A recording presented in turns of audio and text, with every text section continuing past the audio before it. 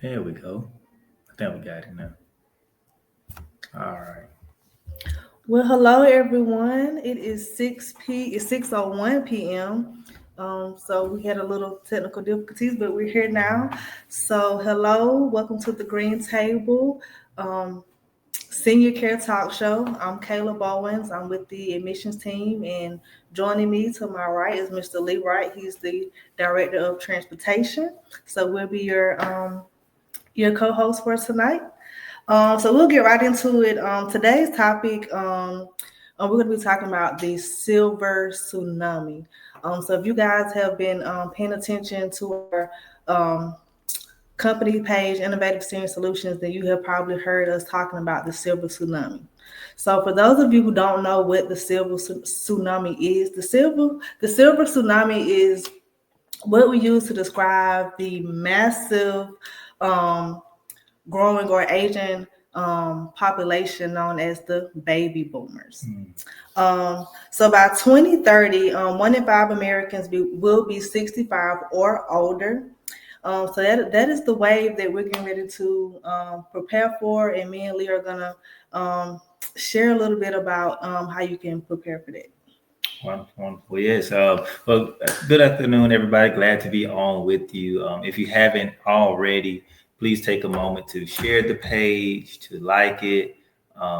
Share this with somebody that you know or may know who needs the information. I think this is a great opportunity to share our perspective from what we kind of have witnessed and what we are anticipating that will come. And we're going to do our best tonight to try to share a little bit of that with you. Okay, so bear with us. You know, we're not your everyday co-host, your every Monday co-host, but you know what? We're going to fill in to the best of our abilities for Sean and Jessica tonight, and hopefully they're watching us and joining us somewhere out there. So hey to you all. Um, well, Kayla kind of mentioned in the intro there about the silver tsunami, what we've been talking about, and if you've been tuning in to the 12 o'clock news and um, watching us from any time, you heard about the silver tsunami. I mean, it's like something that it's not just a buzzword though. You know, it is something that's actually is coming, and we want to do our best to help prepare. So, just like Kayla was saying here on the intro, you know, what is a tsunami? And me and her were beginning to talk about it, you know, back before we came out, and we were talking about what is a tsunami, and you know, how is it different from some of the other natural disasters that we are aware of in the United States. I mean, we're aware of tornadoes, we're aware of flash floods. You know, we know what to do in case of a hurricane. I mean, we kind of know what to do, but a tsunami is something that you don't really hear about every day in the United States. And so, with that being said, we did a little background, just a little digging, just so we can bring a little context, a little clarity, a little imagery to what we're talking about tonight. And a tsunami is something that takes place after an earthquake out in the middle of the ocean, right? And it's bubbling under the surface. You don't see it. There's like no wind. There's no indicators that a tsunami is coming. It is something that is coming though with no warning. And we're here today to kind of sound the alarm, to kind of give the senior community and our community a little warning about what's to come. And one of the things that's important to us is to make sure that the communities are prepared for what is the silver tsunami. So I'm just going to kind of continue to kind of give Kayla a little room here to kind of narrate us. But Kayla, I want to ask, just from your perspective, from emissions, if a tsunami is like a rage of water that comes all of a sudden, like there's no warning, it's just a boom, and then it's here, right? What do you think is one of the challenges that's happening right now, where it's like people not really aware that it's even happening, but it's happening. You don't see the waves, but it's happening under the surface, right? Yeah, I'm glad you asked that question because they say 2030 is the year that we should expect this tsunami, right? But Right. Leah, I think it's happening now. It's happening right in front of our faces, especially mine. I'm getting calls every day from caregivers, family caregivers. They're overwhelmed. They're not able to stay home with their loved one because they have to work. So I'm getting calls daily for people needing help with their loved ones, Lee. And when they're calling me, they are needing help. Like it's gotten to that point They need help right away. They need someone in the home. They need to send them out of the home. And what I have to explain to them is that it is a process. It does take about, like I always say, it takes us about 90 days to get people admitted into our program, especially if they're not able to pay out of pocket.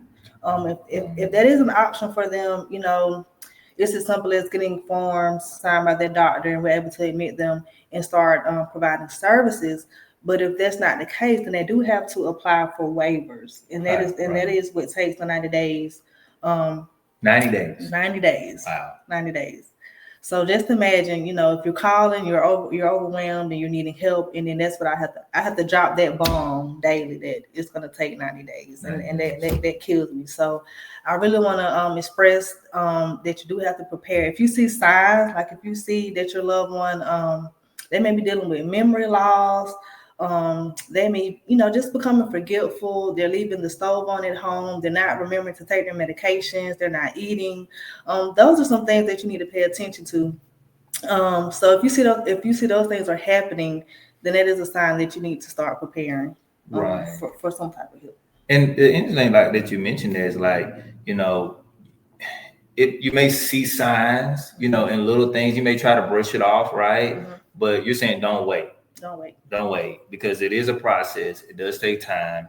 And I think, for a lot, just as some people, like you said, that when they call you, they need help immediately. It's gotten to the point where, it's no longer safe for mom or dad, or they are doing all of it themselves and they're burnt out, or, they don't have the resources to do X and Y and Z. So it's becoming a lot, and it's something that can overwhelm you. And if you think about a tsunami, I mean, you're talking about on a personal level there, with the family. But we're talking about, on the civil tsunami, this is going to happen all over the United States of America. They're going to be families all over the United States of America. They're going to be communities all over the United States of America that are feeling this wave, this pressure you're talking about. And so many families, I think you said 2030 is what you said. Mm-hmm. So 2030 is the projected year when all of the baby boomers will have boomed, right? And so, if you're watching this right now and you like what we're talking about, please share this, invite somebody with this. If you're a community leader, if you know someone, because it's not only about the individual being prepared, it's also about the communities being prepared. And if the communities are not prepared to handle the influx and the all of a sudden wave that's going to come, then we're going to see a lot of people get hurt, and a lot of people get not access to the healthcare and the things that they need. And so, I'm with you, Kayla. I think you hit the nail on the head. We have to sound the alarm. Communities have to be prepared, not just from a senior care perspective, but from the municipality perspective. Communities, counties, towns, they have to be prepared to handle what is coming. And if you're not preparing now, you're already behind the curve. And so 2030, I mean, we're 5 years out. I mean, this year is going out in the bang now. So, we really have to get the word out there to prepare families, to prepare communities for how to navigate this. Because if you're not prepared and it happens all of a sudden, and you don't know the resources, you don't have the things that are already in place, you're going to be overwhelmed. So this is I think a really important conversation we're having this afternoon about, what is a silver tsunami, and then how to prepare for it. And then also from our perspectives, like what we have seen in the field. So, I think you tied it up. Like I said, share this live. If you know anybody who are within the ages of 61 or older, if you yourself, or if you know anyone in between those ages, please share this live. Come in if you have any questions. We are located here in Americas. If you want to come in, stop by and see us. But like we said, the silver tsunami is on its way. Well, can I add one thing, if you don't mind? Go ahead.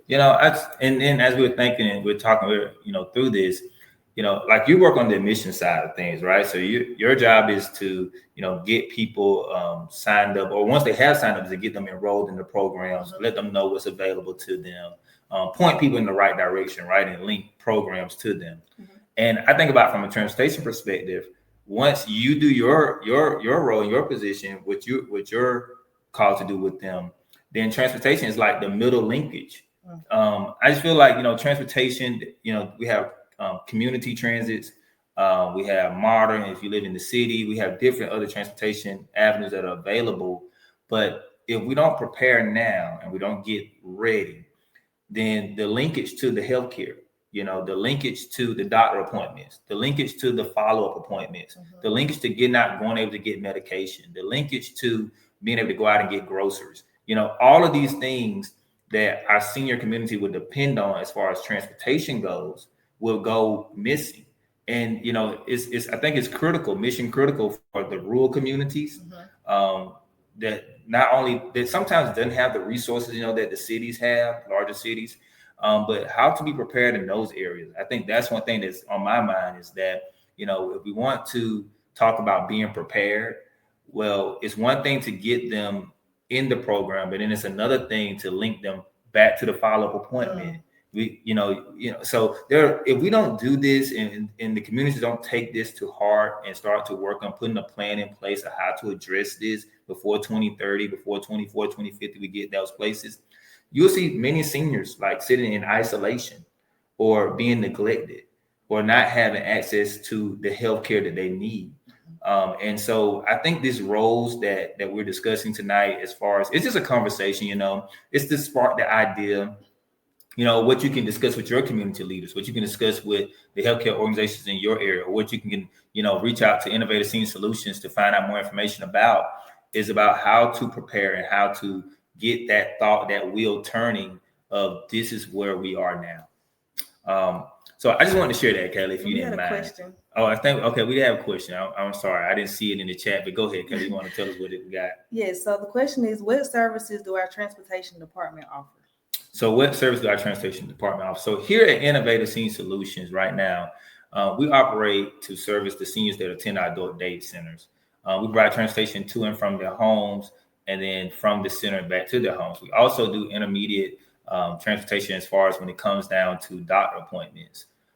So those are some things that I think that we offer now, but there are other transportation avenues available when it comes down to maybe, going to the Social Security Department to take care of some personal business, or going to a therapy appointment, a follow-up appointment, to go to an after hours. So there are other avenues out there that cities, some counties offer. But I think from a transportation perspective at Innovative, that's kind of what we are. Yeah. And if I can, I would like to shine a light on our transportation department, because we talk about people needing our services, and they get approved for these programs where they can receive the services.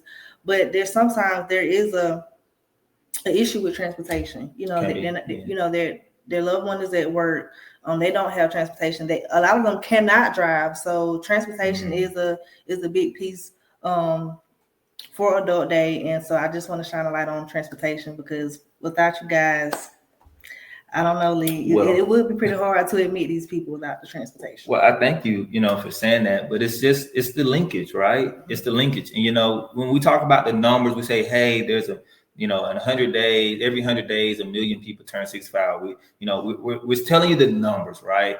And then, but beyond the numbers, we're talking about real families. We're talking about individuals that will one day need or currently do need the service. And so, I think that's also important to shine a light on that. We're trying to help real families navigate care.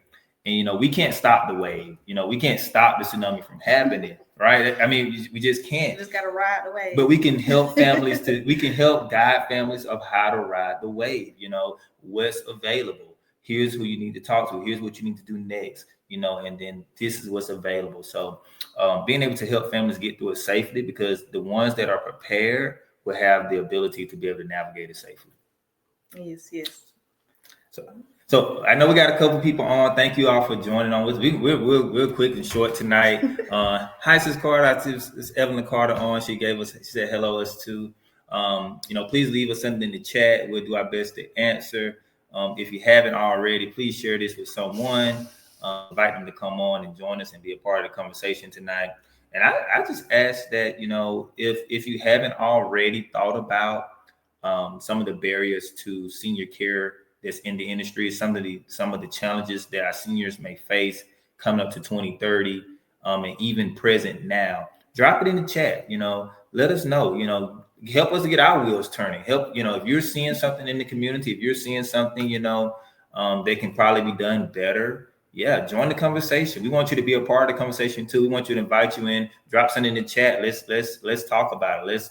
Let's put it out there so that we can get the wheels turning. Because you know what? If we don't talk about it and we don't speak it into existence, then guess what happens?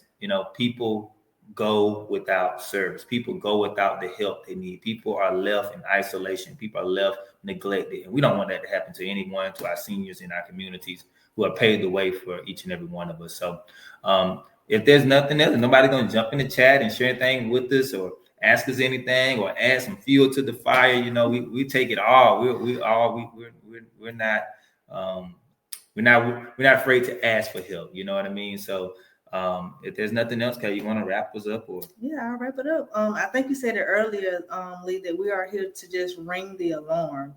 We want to bring awareness to the community.